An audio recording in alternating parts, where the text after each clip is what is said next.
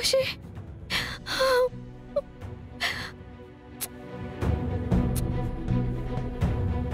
ఖుషి ఎక్కడెందుకున్నావు నువ్వు?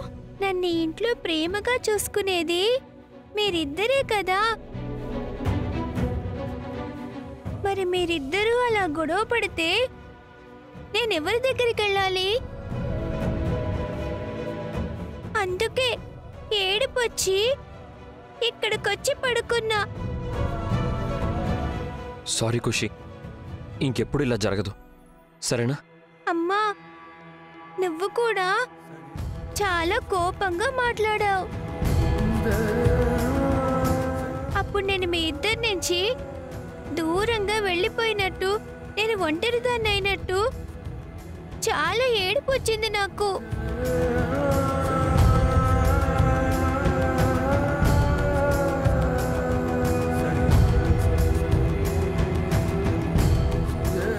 సారీ తల్లి, అయినా కోపంగా మాట్లాడుకున్నంత మాత్రాన గొడవ పడినట్టు కాదు కదా. పెద్దవాళ్ళు అప్పుడప్పుడు అలా మాట్లాడుకుంటారు. అవును ఖుషి, అయినా ఆ కోపాలు అవి అప్పటి వరకే. కావాలంటే చూడు, మళ్ళీ మేము మామూలు అయిపోయాం. అవునా? అయితే నువ్వు అమ్మకి సారీ చెప్పు. చెప్పు ఫ్రెండు. సారీ తులసి.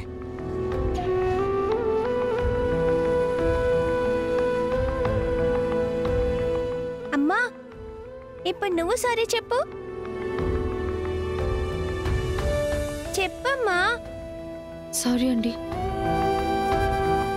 ఒకరికొకరు సారీ చెప్పుకున్నారు కాబట్టి ఇంకెప్పుడూ కోపడకూడదు, సరేనా? సరే ఖుషి. సరే.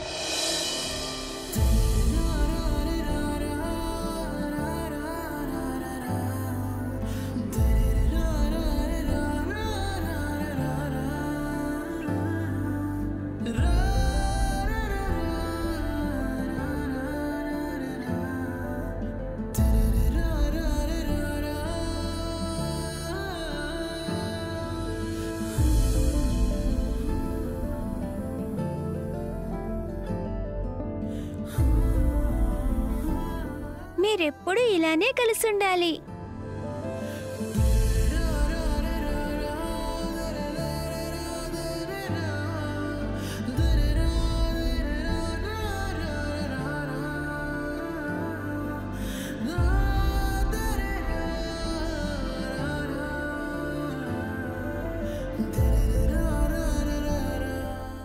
సరే ఖుషి, పద ఇంట్లోకి వెళ్దాం. నువ్వు ఇంకా భోంచేయలేదు కదా.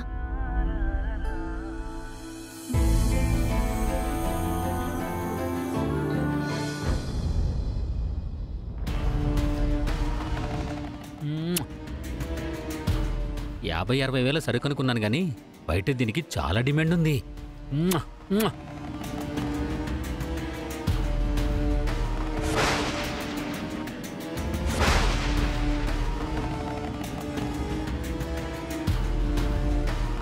ఆ ఫోన్ మీరు తీసారా?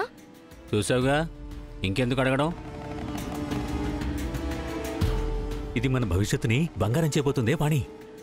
భవిష్యత్ ఏమో గానీ ఈ ఫోన్ పోలీసులకి ఇవ్వకపోతే పాపం మావయ్యని అరెస్ట్ చేస్తారండి. ఈ టైంలో కూడా ఆయన పేరుందుకే, కాసేపైనా సంతోషంగా ఉండని పాణి.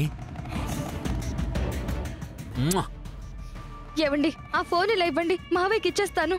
వెళ్ళి పని చూసుకో.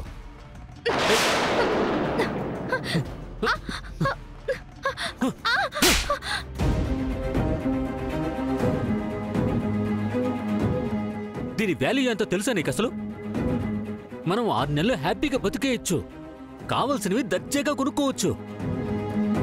ఇలాంటి ఫోన్ తీసుకెళ్లి ఆ ముసలాడికి ఇస్తానంట, వెంటే పిచ్చిదానా? పాప మావయ్యని పోలీసులు తీసుకెళ్తారండి, ఆ ఫోన్ ఇచ్చేద్దాం.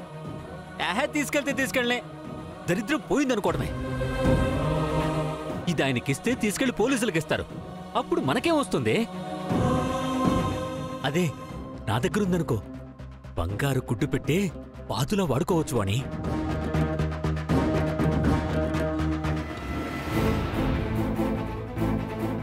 నువ్వు గనక ఈ ఫోన్ నా దగ్గరుందని వాళ్ళకి చెప్పావనుకో, బయటికి గెంటేస్తాను.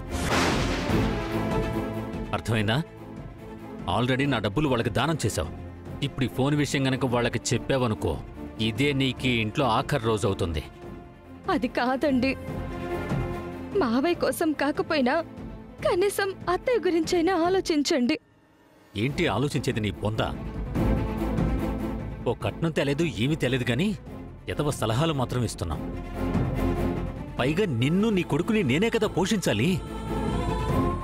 ఎక్కువ మాట్లాడకుండా నోరు మూసుకుని ఓ మూల కూర్చో.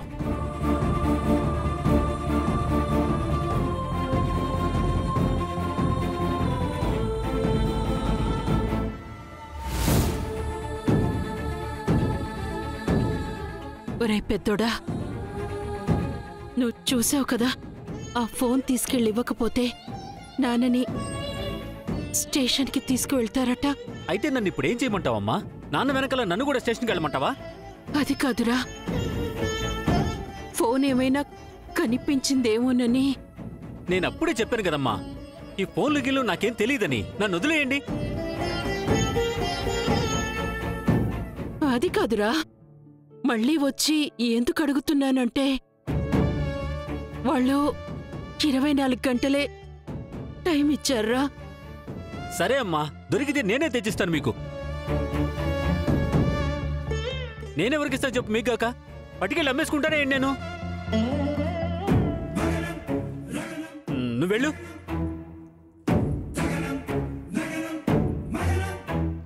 అమ్మవాణి,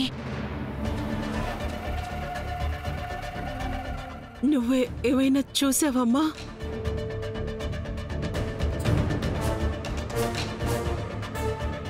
నన్ను అడిగావు కదమ్మా, మళ్ళీ దాన్ని అడుగుతావేంటి? కనిపిస్తే చెప్తుందిలే. నువ్వు వెళ్ళు. అత్తయ్య,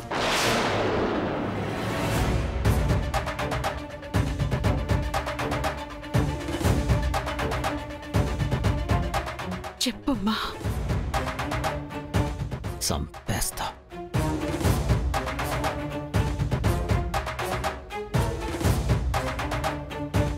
ఏమైనా చెప్పాలనుకుంటున్నావా? ఏమైనా కనిపించిందా? చెప్పమ్మా. లేదత్తయ్య, నేనొకసారి ఇల్లంతా వెతుకుతాను. సరే అమ్మా.